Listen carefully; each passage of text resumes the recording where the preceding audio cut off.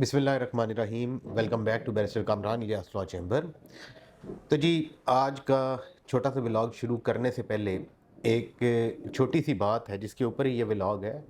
वो कहते हैं ना कि जब घी सीधी उंगलियों से ना निकले तो उंगलियां टेढ़ी कर लेनी चाहिए। लेकिन हमारी अदालतों ने ये कहा कि जब घी सीधी उंगलियों से ही निकलना है कानूनी तौर पे, तो उसे सीधी उंगलियों से ही निकालना चाहिए, उंगलियां टेढ़ी नहीं करनी चाहिए।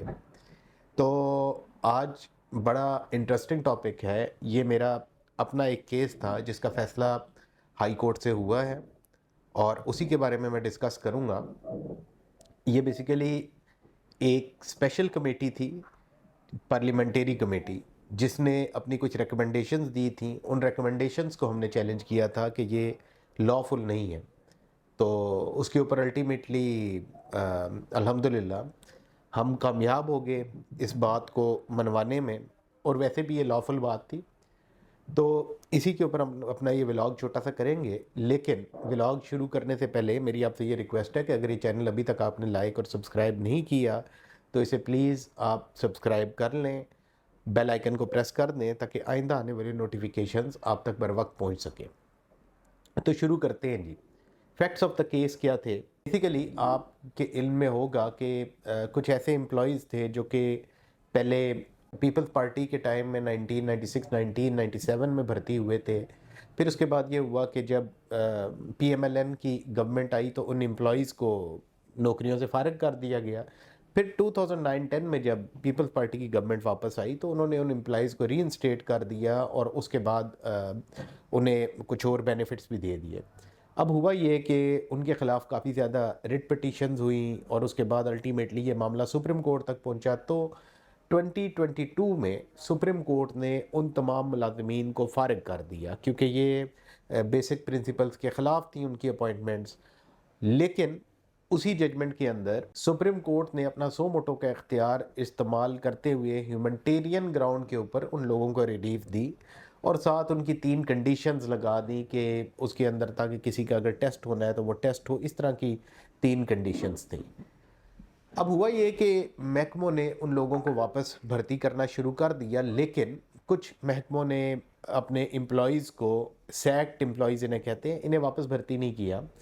तो उसमें ये हुआ कि फिर अल्टीमेटली एक कमेटी बनी 2022 में।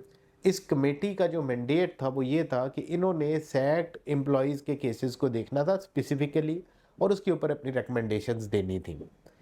लेकिन आपको पता ही है कि हम पाकिस्तानियों की आदत ये होती है कि जब हमें थोड़ी सी अथॉरिटी मिलती है तो हम ज़्यादा अथॉरिटी लेने की कोशिश करते हैं।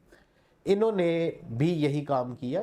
इन्होंने अपनी अथॉरिटी को एक्सीड कर दिया और rather than only looking into the cases of sacked employees, इन्होंने ये किया कि वो लोग जो कि डेली वेजेस पे साल पहले भर्ती हुए थे, उसके बाद कुछ कॉन्ट्रैक्ट एम्प्लॉयज़ जो कि मुख्तलिफ प्रोजेक्ट्स में भर्ती हुए थे, उनके बारे में भी डायरेक्शंस देनी शुरू कर दी कि इन लोगों को भी कन्फर्म कर दें।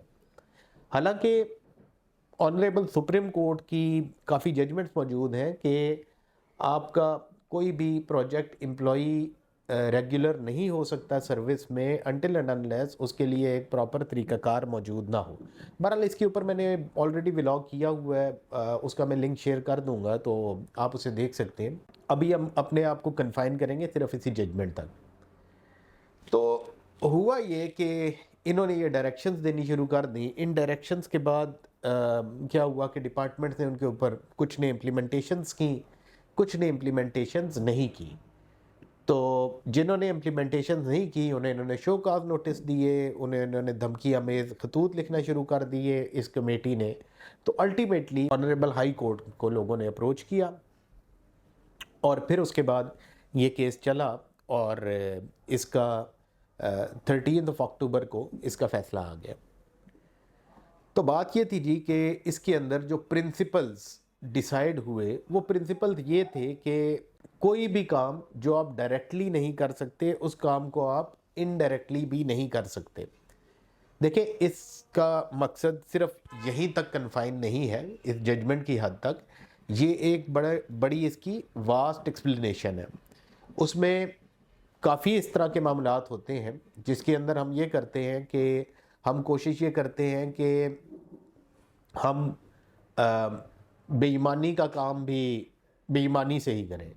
हालांकि होता ये है कि एक बहुत मशहूर बात है कि सबसे ज़्यादा ईमानदारी से काम जो है वो बेईमानी का होता है, लेकिन हम लोग आदत है हमारी हर चीज़ में डंडी मारने की, तो हम लोग इन इन कामों में भी डंडी मारते हैं। बहरहाल इसमें मेरा मतलब ये कहने का मकसद बिल्कुल नहीं है कि कोई बेईमान है या कोई ऐसी बात है, लेकिन मैं ये कह रहा हूँ जी कि जो काम मतलब सही तरीके से होना चाहिए उसे उसी तरह सही तरीके से होना चाहिए, रदर देन उसके लिए आप लेफ़्ट राइट से कोई लूप होल्स देखें।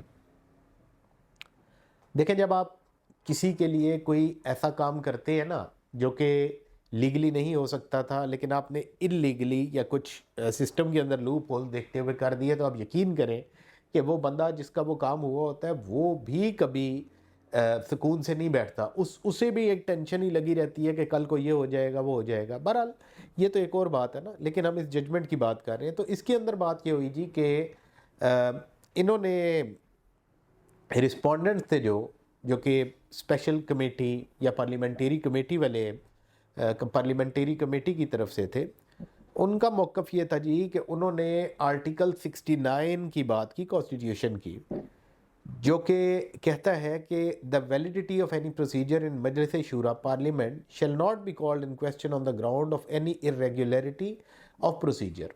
देखें, ये बात तो आर्टिकल में लिखी हुई है, लेकिन ऑनरेबल हाई कोर्ट ने जो बात की, उन्होंने कहा जी कि no doubt this is the spirit of the constitutional mandate, however we should not close our eyes from the legislative procedure provided in article 70, procedure at joint sittings in article 72, procedure with respect to money bills in article 73 etc।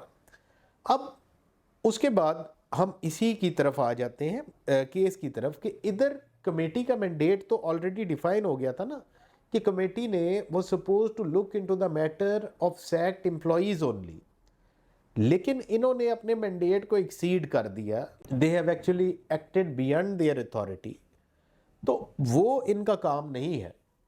देखें, जैसे कि इस judgement में ये बात बताई गई है कि trichotomy of power is an important thing, कि ये ट्राइकोटमी ऑफ पावर क्या है कि आपकी स्टेट के 3 ऑर्गन्स हैं, एक आपकी जुडिशरी होगी, एक आपका लेजिस्लेचर हो गया, और तीसरी आपकी होगी एग्जेक्टिव हो गई। अब इन तीनों को ही अपनी हदूद में रह के काम करना पड़ेगा। बात यह है कि यहाँ पे लेजिस्लेचर एग्जेक्टिव की पावर के अंदर मदाखलत कर रहा था, तो उस वजह से इन्होंने ये बात बिल्कुल क्लियर कर दी कि आप इस तरह के काम नहीं कर सकते, आपने जो काम भी करना है वो अपनी हदूद में रहते हुए ही करना है। और उसके बाद इम्पॉर्टेंट बात इसमें यह हुई कि देखें, जो भी रिकमेंडेशंस इस कमेटी ने दी उनका कोई लीगल इफ़ेक्ट नहीं है। अब ये सूरत हाल बन गई है, और उसके बाद अगर किसी ने उनके ऊपर एक्ट अपॉन भी कर लिया है कि जैसे कि किसी ने अंडर प्रेशर आते हुए या कमेटी ने बाय फोर्स किसी से कोई काम करवा लिया है, तो उसकी कोई कानूनी हैसियत नहीं है, वो वॉइड है, और वो सारी चीज़ें उसी स्टेट पे चली गई हैं जहाँ पे वो इन रिकमेंडेशंस के इम्प्लीमेंट होने से पहले थी।